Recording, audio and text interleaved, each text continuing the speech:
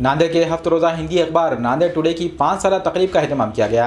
नांदेड़ के सरकारी rest house में नांदेड़ टुडे के मुदीर आला नईम खान ने एक तकरीब का अहतमाम किया। इस प्रोग्राम में वकील, डॉक्टर, इंजीनियर के अलावा सियासी, समाजी और मजहबी कायदीन ने शिरकत की। वाज़ेह है कि यह प्रोग्राम नांदेड़ टुडे के 5 साल मुकम्मल होने की खुशी में मुनक़िद किया गया।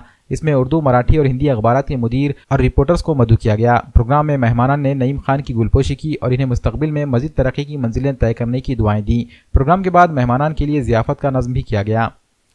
आज तकरीबन 7 से 8 साल हो गया मुझे जलालम के अंदर, और बिल्कुल तकी साहब ने एकदम बिल्कुल सही फरमाया। मेरी ये ख्वाहिश थी कि मैं एक ऐसे हॉनेस्ट व्यक्ति के पास काम करूं जिसके ऊपर किसी किस्म का दाग ना हो, क्योंकि आजकल पत्रकार बोल तो लोग क्या समझते हैं दलाली का कारोबार है। तो मैंने कई लोगों से पूछा और कई लोग मुझे बोलते थे आपका काम इतना अच्छा है नांदेड़ में, तो आप वारखे दादा की क्यों नहीं जोड़ते।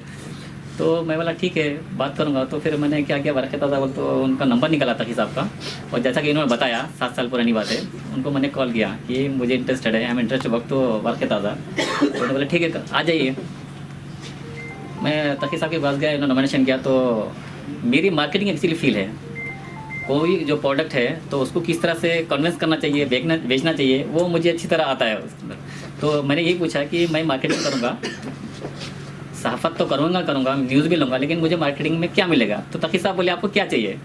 तो उस टाइम पे तकी साहब ने मुझे 35% मार्केटिंग में दिया था। मतलब जैसा कि 2000 की अगर मैं 8 कैसे लाता हूँ तो मुझे 30% मिलता हुआ, लेकिन मेरी मार्केटिंग ऐसी बढ़ती गई कि तकी साहब का जो 4 पेज का अखबार है वो 6 पेज का होगा, और एक महीने में जो मेरी कमाई थी वो 50,000 होने लगी। तो तकी साहब ने आगे चल के मुझे 35 की जगह 50% कर दिए।